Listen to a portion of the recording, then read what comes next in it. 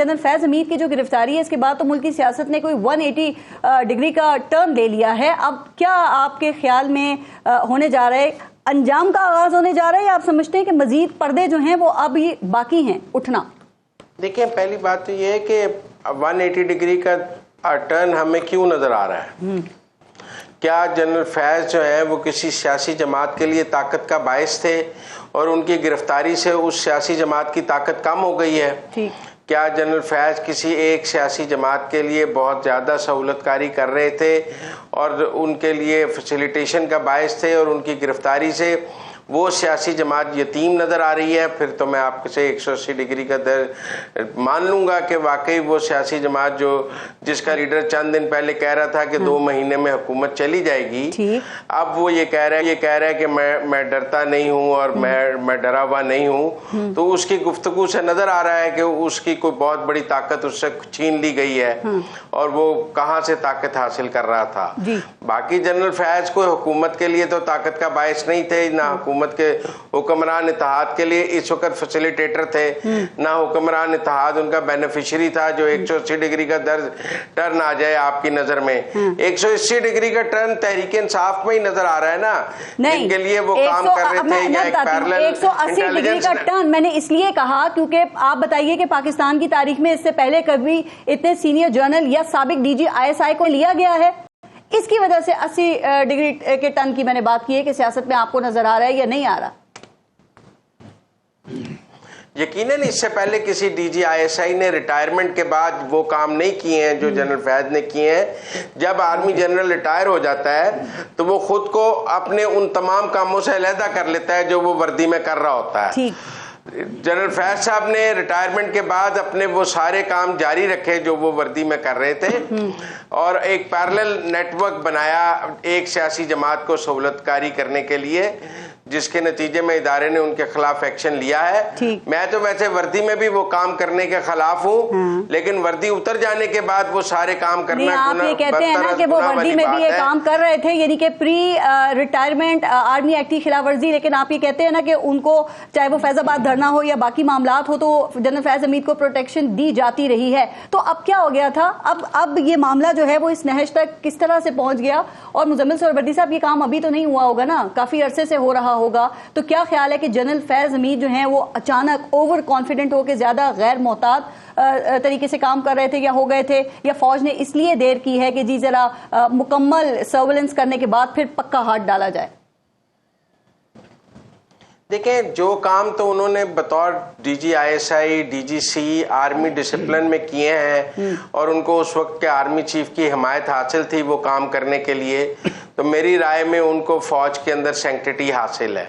जिस तरह आज के आर्मी चीफ के अहकामात को जो वो देते हैं उनको सैंक्टिटी हासिल है। मेरा नहीं ख्याल जनरल फैज को किसी ऐसे काम पे प्रोसिक्यूट किया जा सकता है जो उन्होंने उस वक्त के आर्मी चीफ के कहने पे किए हैं, क्योंकि यही आर्मी का डिसिप्लिन है। सवाल उन कामों का है जब वो आर्मी चीफ के डिसिप्लिन के बगैर काम कर रहे थे और वो बाद अज रिटायरमेंट की बात है। एक निजी हाउसिंग सोसाइटी की बात है, उसमें उस वक्त के आर्मी चीफ ने कहा है कि मैं मुलव्वस नहीं था, और दूसरा बाद अज retirement army chief Asim Munir थे और जो काम जनरल फैज साहब कर रहे थे वो आसिम मुनीर साहब की इजाजत से तो नहीं कर रहे थे। तो लिहाजा वो काम जो वो आर्मी डिसिप्लिन और आर्मी की क़यादत की मर्जी के बगैर कर रहे थे उन्हीं पर प्रोसिक्यूट होंगे। मेरे नहीं ख्याल में कि उन कामों पर, देखें ना फैजाबाद धरना में आसिम मुनीर साहब के दौर में ही उन्हें प्रोटेक्ट किया गया उस कमीशन के आगे, क्योंकि वो काम उन्होंने फौज के डिसिप्लिन में किया है। ठीक है, और वो दस्तखत भी उन्होंने फौज के डिसिप्लिन में किए हैं। ये रिसेंटली जो जितनी गिरफ्तारियां हुई हैं सीनियर फौजी अफसरान को, मुजम्मिल सोहरावर्दी साहब हिरासत में लिया गया है, अडियाला जेल के जो डिप्टी सुप्रिटेंडेंट हैं उनको वो हिरासत में है, लेकिन ये जो साबिक IG जेल खानाजात थे शाहिद सलीम, तो इनका क्या वाकया है मुजम्मिल साहब? क्योंकि जब खबरें आई गिरफ्तारी की तो उसके बाद उन्होंने एक वीडियो रिलीज कर दिया और उसमें वो बड़ा आराम से ये बात कह रहे हैं कि जी मैं तो गिरफ्तार नहीं हूं, बड़ा कैजुअल उन्होंने इन खबरों पे अपना रिएक्शन दिया। ये क्या वाकया है? नहीं, उन्हें 10-11 घंटे इन्वेस्टिगेट किया गया है। वो सुबह के गए हुए थे, रात को उन्होंने वीडियो जारी की रिहाई के बाद। उनका एक ही कांटेक्ट मेरी इतलात के मुताबिक जनरल फैज से एस्टेब्लिश हुआ है। इमरान खान की गिरफ्तारी के बाद जनरल फैज ने उनसे राब्ता किया کہ میں اڈیالہ میں عمران خان تک کوئی پیغام پہنچانا چاہتا ہوں تو میرے اڈیالہ میں فیسیلیٹیٹ کریں. تو آئی جی صاحب نے انہیں ڈپٹی سپرنٹینڈنٹ اکرم سے تھرو کرایا کہ یہ آپ کا کام کر دے گا. دوبارہ جنرل فیاض نے کبھی شاید سلیم صاحب کو فون نہیں کیا کیونکہ پھر وہ اور اکرم روزانہ کی سطح پر آپس میں رابطے میں تھے, تو ان کا ون ٹائم کانٹیکٹ اسٹیبلش ہوا.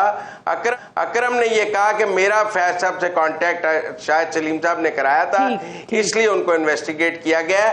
باقی انہوں نے 12 گھنٹے بعد گھر پہنچ کے ویڈیو بنا دی, یوٹیوب پہ ریوائنڈ کر کے خبر, وہ ایک الگ بات ہے. بنانی ہوتی تو صبح جب وہ گرفتاری کی خبر آئی تھی 10:30 بجے ہی بنا دیتے. مزمل سہروردی صاحب, پتہ نہیں کہ وہ جو بجلی لوڈ شیڈنگ کا جو جن تھا وہ قابو میں آیا یا نہیں آیا, لیکن اس جن کو قابو کرنے کے لیے جو آئی پی پیز تھے نا, وہ اس وقت ایک بہت بڑا جن بن گئے ہیں.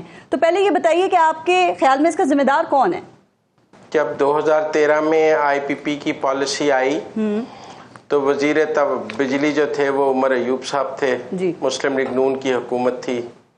2020 میں جب آئی پی پی اس کی پالیسی ریوائز کی گئی اور ہمیں پی ٹی آئی کی حکومت نے کہا کہ ہم نے سب کچھ ریوائز کر کے ٹھیک کر دیا ہے, اور عمران خان صاحب کا بھی ٹویٹ آیا اور عمر ایوب صاحب کی پریس کانفرنس آئی, تو تب بھی عمر ایوب صاحب ہی وزیر توانائی تھے. تو 2 دفعہ تو جب ہم نے آئی پی پی کی پالیسی بنائی ہے اور ریوزٹ کی ہے تو خیر سے عمر ایوب صاحب بھی وزیر توانائی. یہ جو معاہدے ہو رہے تھے اس وقت کس کے وقت میں ہو رہے تھے, وہاں ذمہ داری کس کی بنتی ہے؟ وہاں کچھ چیزوں کو کیوں نہیں دیکھا گیا؟ چونکہ 2015 کے دوران جو آئی پی پیز لگائے گئے مزمل سہروردی صاحب, اور اس وقت وزیر توانائی اور بجلی کون تھے؟ وزیر پلاننگ کون تھے؟ سی پیک کون دیکھ رہا تھا؟ وزیر توانائی اور بجلی کون تھے جنہوں نے یہ معاہدے ڈیزائن کیے اور سائن کیے, وہ کون تھے؟ وہ تو اچھا صرف عمر وہی تھے نا, صرف انہی کے کھاتے میں یہ چیزیں آتی ہیں. پلاننگ والے 2020 میں جب ری وزٹ ہوئے اور عمران خان صاحب نے بطور وزیر اعظم یہ ٹویٹ کیا کہ ہم نے آئی پی پیز کا مسئلہ سالو کر دیا ہے اور تمام معاہدے ری وزٹ کر دیے ہیں, اور عمر ایوب صاحب نے پریس کانفرنس کی, تب بھی وزیر توانائی اور بجلی کون تھے؟ عمر ایوب صاحب تھے. لیکن کیا دونوں دفعہ تو عمر ایوب صاحب نے کیا ہے, آپ کی باتوں سے لگ رہا ہے ذمہ داری تنقید کون کر رہے ہیں؟ عمر ایوب صاحب. وہ بھی وہی کر رہے ہیں تو غلط کر رہے ہیں, لیکن آپ یہ کہہ رہے ہیں کہ ذمہ داری صرف ان کی تھی. بھئی کیا یہ چیزوں کو مد نظر رکھنا اس وقت سب کی ذمہ داری نہیں تھی, یا مقصد دماغ میں صرف یہی تھا کہ ایک لوڈ شیڈنگ کو ختم کرنا ہے, اس کا کریڈٹ لینا ہے اور اگلا الیکشن جیتنا ہے؟ نہیں, یہ بھی کسی کو اندازہ نہیں تھا کہ ڈالر 96 روپے سے 280 روپے کا ہو جائے گا اور پاکستان میں اتنی زیادہ ڈی ویلیویشن ہو جائے گی. اس کا بھی کسی کو اندازہ نہیں تھا کہ ہم جو آگے ملک کو عدم استحکام کا شکار کرنے جا رہے ہیں اور جو پروجیکٹس آگے فوج لے کے آ رہی ہے, پروجیکٹ عمران یا آگے, اس سے ملک کی کتنی تباہی ہو جائے گی, اس کا بھی کسی کو اندازہ نہیں تھا. جب کیوں رکھی گئی ڈالر میں پیمنٹ؟ 96 روپے پہ ڈالر تھا. جی مزمل صاحب, ڈالر میں کیوں پیمنٹس رکھی گئی؟ ڈالر میں جی یقیناً ڈالر میں پیمنٹس نہیں ہونی چاہیے, یہ میں آپ سے بالکل ایگری کرتا ہوں, لیکن جب انٹرنیشنل انویسٹمنٹ آئے گی تو وہ ریپیٹریٹ تو ہوگا نا اس کا پروفٹ, وہ ریپیٹریٹ لوکل روپی میں تو نہیں ہو سکتا. اگر آپ فارن انویسٹمنٹ کو لے کر آئیں گے اور باہر سے لوگ آ کر یہاں پہ انویسٹمنٹ کریں گے تو وہ اپنا منافع روپے میں واپس لے کے جائیں گے یا ڈالر میں واپس لے کے جائیں گے. نہیں, پوری دنیا میں یہ سسٹم ہے. جو مقامی آئی پی پیز لگے وہ تو دے سکتے تھے نا, ان کو تو یہ ایشوز نہیں تھے. یقیناً, اور میرے خیال میں جی بات کیجیے. پارس آپ کا شو کا ٹاپک بہت اچھا ہے, لیکن میں آپ کو آپ کے شو میں یہ کہنا چاہتا ہوں کہ مجھے یہ نظر آ رہا ہے کہ اگلے 15 سے 25 دن میں آئی پی پیز کے ساتھ تمام معاہدے ری وزٹ ہو جائیں گے, اور یہ کیپیسٹی پیمنٹ اور یہ سب معاملات جو ہیں یہ ری اسکیجول ہونے جا رہے ہیں, اور اس پر کافی حد تک کام آگے بڑھ گیا ہے اور تھنگز اب اپنی فائنل شیپ میں ہیں. سر آپ کہہ رہے ہیں معاہدے جو ہیں ان پہ نظر ثانی ہو جائے گی, وہ ری وزٹ ہونے جا رہے ہیں, لیکن جس نے بھی یہ معاہدے کیے ہیں ویسے کتنا یہ ظلم کیا ہے کہ یہ جو آئی پی پیز کے معاہدے ہیں ان کا آڈٹ کا نظام ہی نہیں ہے. مطلب یہ پتہ ہی نہیں ہے کہ کتنی بجلی بن رہی ہے, کہ سسٹم میں کتنی بجلی دی جا رہی ہے اور یہ کتنے میں بیچی جا رہی ہے. تو یہ ان معاہدوں پہ نظر ثانی تو ہوگی, لیکن آپ نہیں سمجھتے کہ ان کا فورنزک آڈٹ یا ان کا انرجی آڈٹ بھی ہونا چاہیے تاکہ پتہ تو چلے نا کہ کس نے کاغذوں کے اوپر کیا لکھا ہے. यकीनन होना चाहिए। मैं आपसे मुत्तफिक हूँ इस बात पे, और मैं इस बात पर भी मुत्तफिक हूँ कि हमने आईपीपी के लोगों को जो हुकूमतों में शामिल किया। अब आप देखें ना कि एक वक्त में रज़ाक दाऊद साहब की भी बड़ी आईपीपी है, वो भी हुकूमत में वजीर थे। नदीम बाबर साहब वजीर पेट्रोलियम थे, उनकी भी आईपीपी थी। और तमाम आईपीपी वाले जो थे वो हुकूमत में वजीरों के कुर्सी पे बैठकर 2020 की आईपीपी पॉलिसी बना रहे थे। उसको भी ज़हन में रखना चाहिए कि उस तबाही ने जो 2020 में हुई है वो हम आज काट रहे हैं।